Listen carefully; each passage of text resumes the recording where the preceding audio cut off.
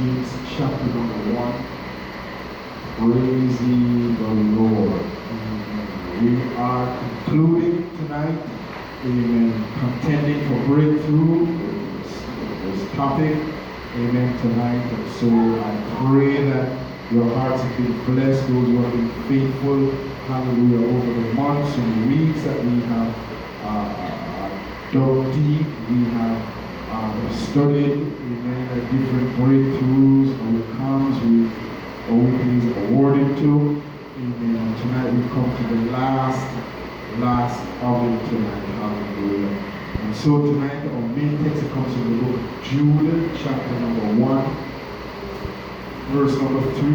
And Jude writes, he says, Beloved, while I was very diligent to write to you concerning our common salvation, I found it necessary to write to you, exhorting you to the faith, to contend earnestly for the faith, which was once for all delivered to the saints tonight.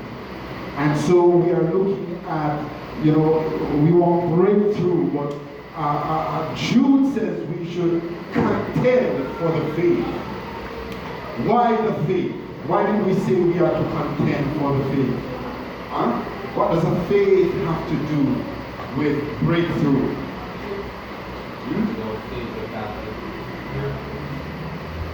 Without faith you can't get breakthrough. Yes, what else did we say? It is those who have faith that gets breakthrough tonight. Now, I want to begin tonight by just showing you a 5-minute clip, something that we all, I don't know if you like sports, anybody boxing, yes? Alright, the other one, yes.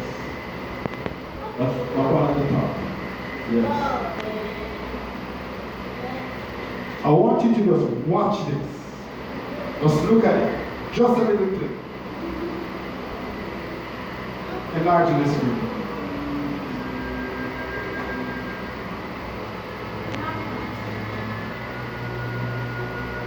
You're trying to get the ankle and touch it. Use that right foot and give it. Look around on your opponent's side.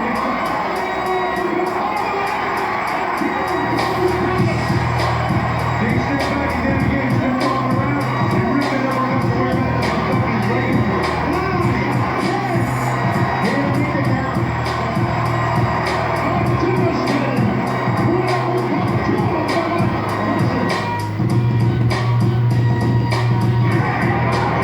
That was a bit of a glancing ball.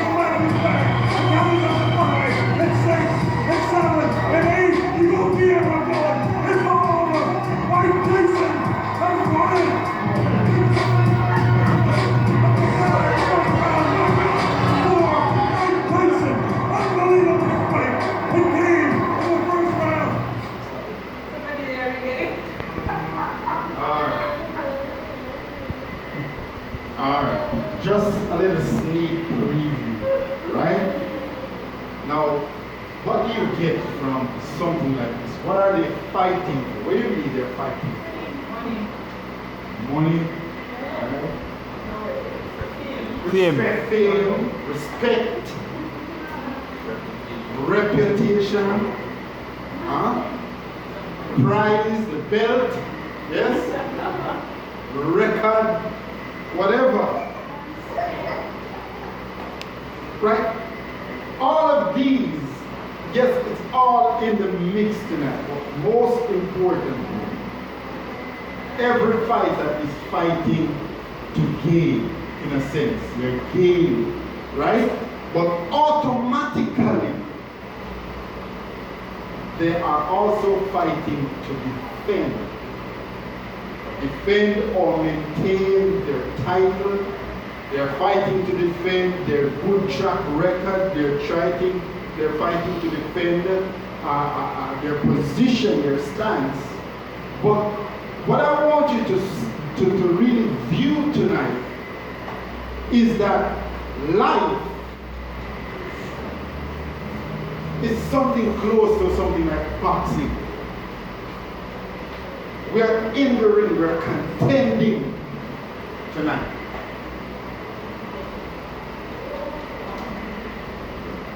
It's similar. We have an opponent, we have opposition or adversity, however we want to refer to it, and the enemy will oftentimes attack us, trying to punch us up, defeat us, amen, throwing punches, trying to bring us down and destroy us, destroy our track record, destroy our testimony. In fact, he ultimately wants to kill us. The Bible says the enemy, the devil, only comes to kill, to steal, and to destroy. So the problem that you and I face tonight, and many believers even face the same problem, is that they're not fighting.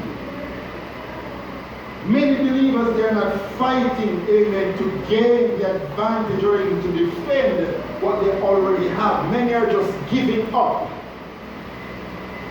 And as a result, not fighting means you accept defeat. Are you hearing me tonight?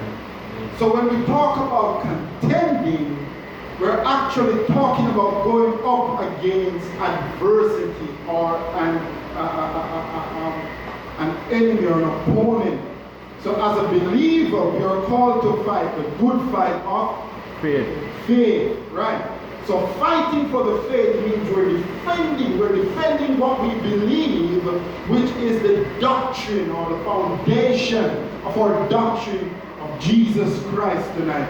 And so Jude, in our text that we've just read, he says, brethren, while I was very diligent to write to you, I found it necessary to write to you, exhorting you to contend earnestly for the faith. So Jude had a change of mind.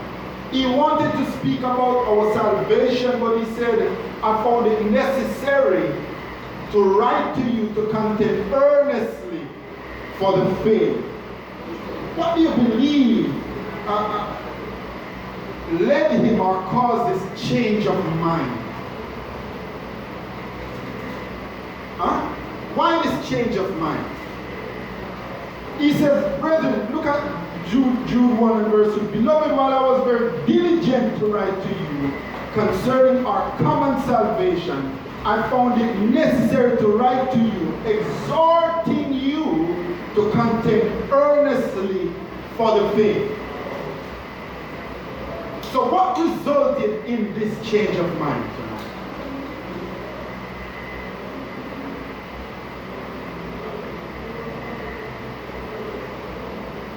We realize that many persons were contending or defending Jesus Christ. They were defending, all right? Anybody else?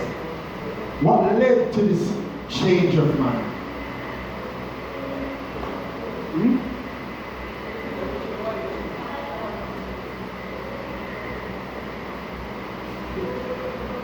What caused a change of mind? Many a times. Problem. You go east and then you know what? How about it? What? No, he's not confused. Stress. No, not stress. When you weigh the option, alright, this is what I want to do. And then you change to something else. What is it that caused that change? What often causes change of mind? As a believer.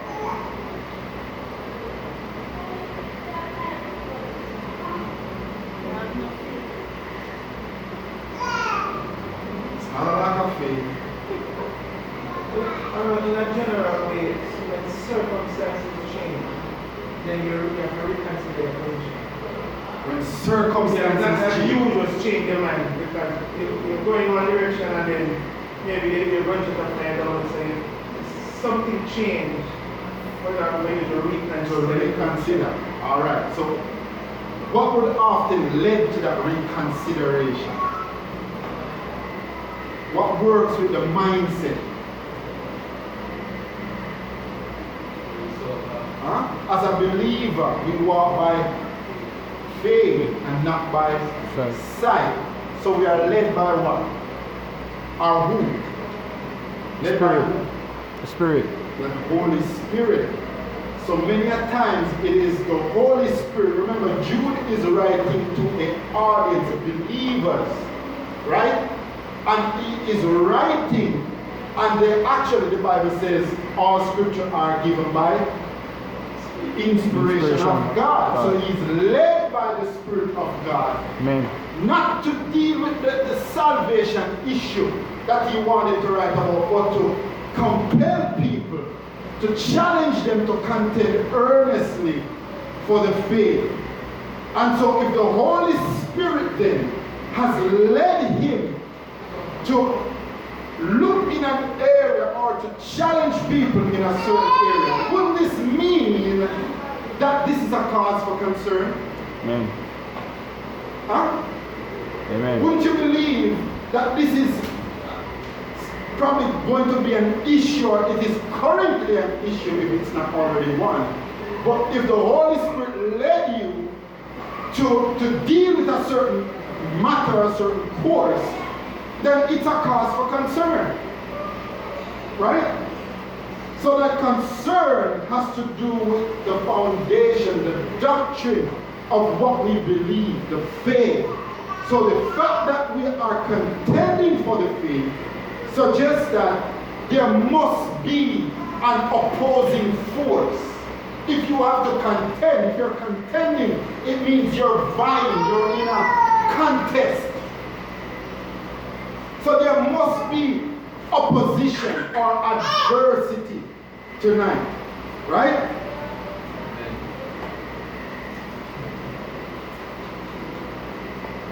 All right. So if there is an enemy tonight, consider, just walk with me, just taking our time, just walking through this. If there is an enemy, we are contending, there's an enemy, there's an opposing force, right? Trying to push us back. We want to gain advantage, we want to gain more territory. The enemy is advancing also that we lose territory, we lose advantage. Therefore, if there is rivalry, if we're vying one force against another,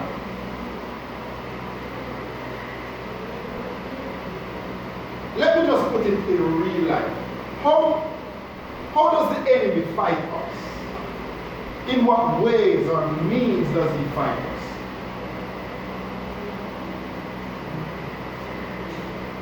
There's a reason why I asked that question. To our flesh, alright? And how does he fight us? To our flesh. With what? For example, if he knows that we probably struggle with lusting, and he's going to want us to be or put us, well, not to put us, but whenever there's that circumstance where the flesh rises kind of tempt us in a way. That is the word. Temptation. So there's a temptation that we all face, right? And there's also another word I'm looking for. It starts with T.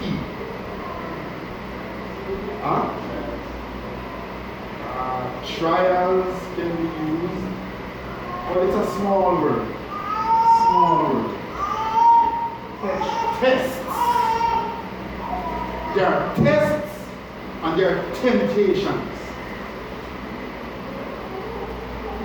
There are tests and there are temptations. Now, before we go further, I hope you're at James chapter 1. We're going to look at one verse, verse number 12. I'm using the New Living Translation. I like the way how it breaks down these words for us so that we can further understand the text tonight. James 1 verse 12. Alright, so James writes, he says, God blesses those who patiently endure testing and temptation. Listen what James says. God blesses those who patiently endure testing and temptation. Afterward, they will receive the crown of life that God has promised to those who love Him. So here James is not so much focusing on the testing or the temptation. He is focusing on what? The one who endures. But notice what James says about the reward that comes from God to the one who endures. He says, but God blesses those who patiently endures testing and temptation. Now, what do you notice about the blessing from God? Look at it. James 1 verse 12. What do you notice about the blessing? God blesses. I think I have this text. Oh.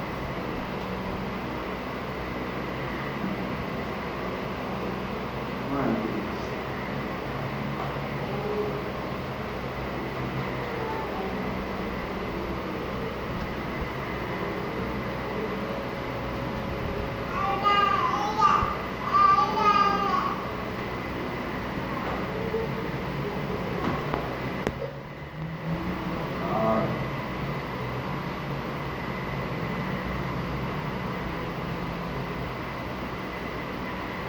Come, what do you notice about the blessing?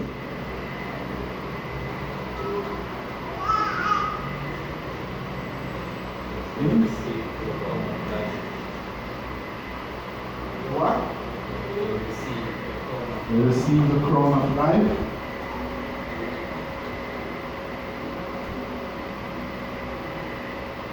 What do you notice about blessing?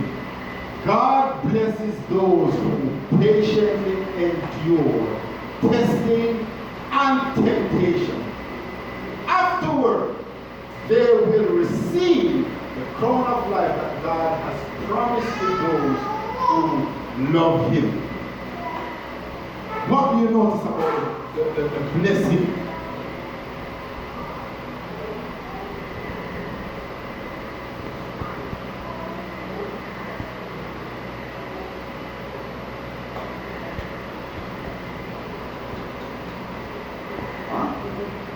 What about the blessing?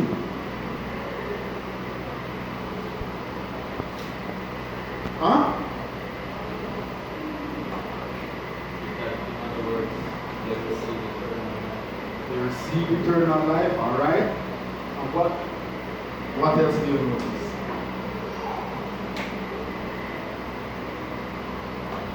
Hmm?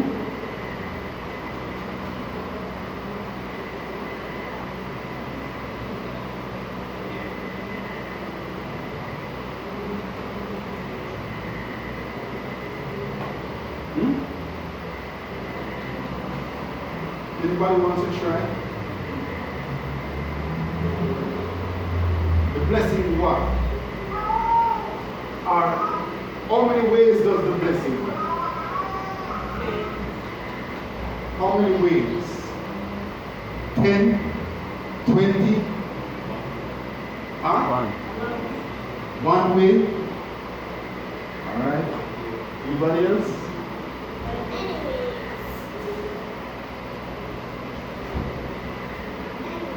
How many ways does the blessing come? Huh? Three. God blesses those who patiently endure testing and temptation. Afterward, they will receive the crown of life God has promised to those who love Him. It's twofold. It's a twofold blessing. Those who patiently endure. Now, the first is while you're going through. Right? From I've been living my life, problems are not always consistent, meaning every day you wake up. We have breaks between troubles, don't we? But after each problem, things change, things get a little better. Then another little trouble flare appears. But then afterward, he says in part B, afterward, they will receive the crown of life. That is talking about eternal life. So there's a twofold blessing, one in this life and one in the afterlife. It's a twofold blessing. So Matthew 24:13 also tells us that it is those who endure to the end shall be saved. Those who endure, that's the afterlife blessing also. And this verse is actually taken from a chapter in Matthew which speaks to our time, the last days. What will happen, the trials, the tribulation. Let's turn there quickly, Matthew 24. Matthew 24. Let's look at a few things tonight. Let's pick up at verse number 3. Verse number 3. Matthew 24. Two readers. I'm going to divide this in two. Matthew 24, verse 3 to verse number 7. Reader in the volunteers.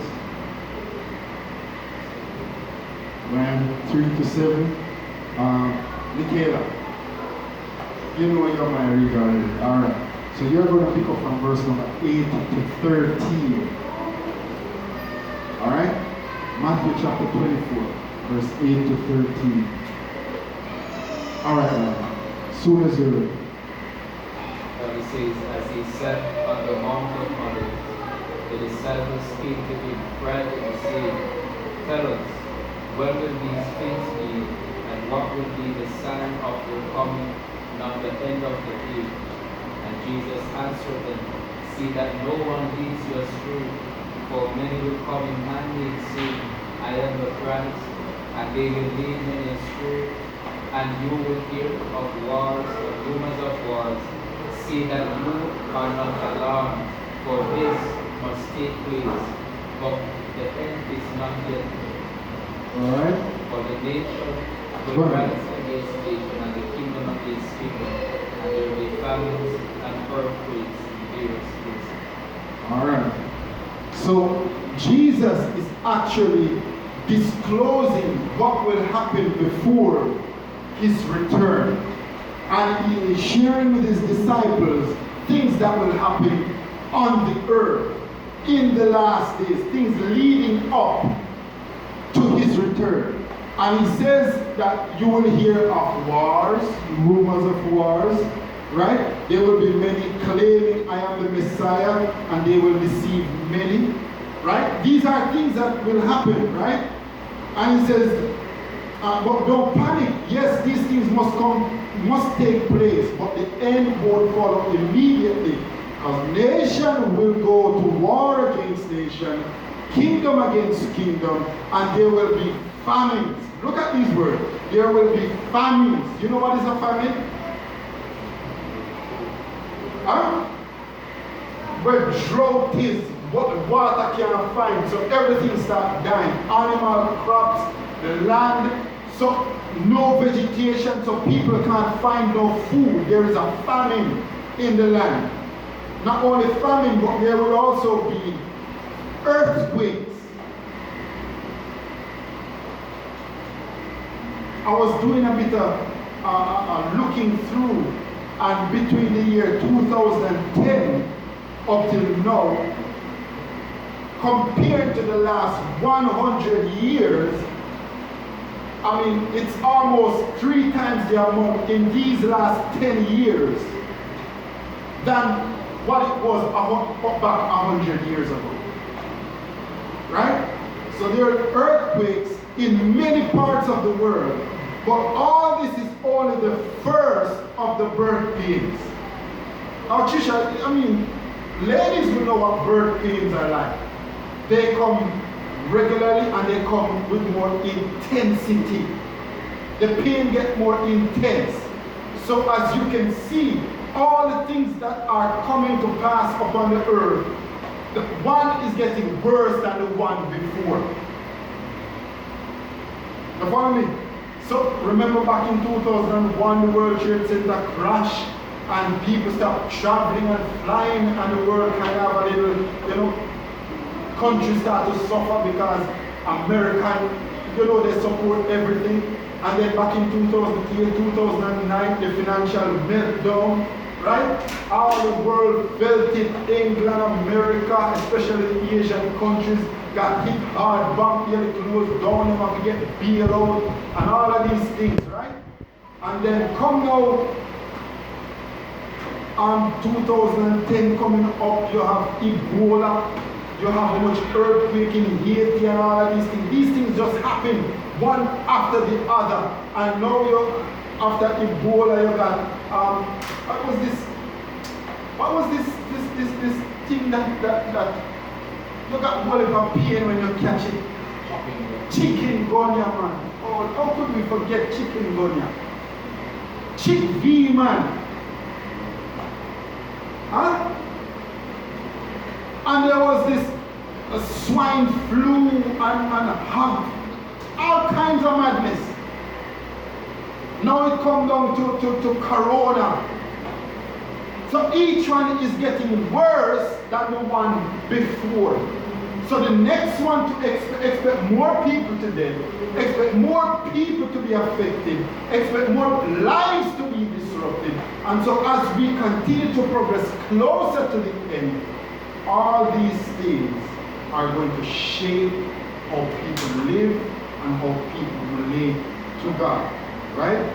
Verse number 8, Michaela. 8 to 13. All these are to be authorities. Then shall they deliver you up to a person, and shall kill you. And he shall be hated of all nations for my name's sake. And there shall many be offended, and shall betray one another, and shall hate one another. And many false prophets will rise, and shall deceive many. And because this thing shall abound, the love of men shall wax cold. But he that shall endure unto the end, the same shall be saved. Alright?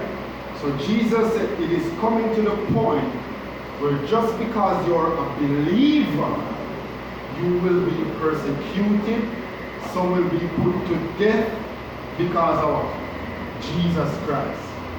These things are coming. I mean, it started already, right? Not on a wide scale basis, but it's building up to that platform. You remember the ISIS group and how they usually capture Christians, and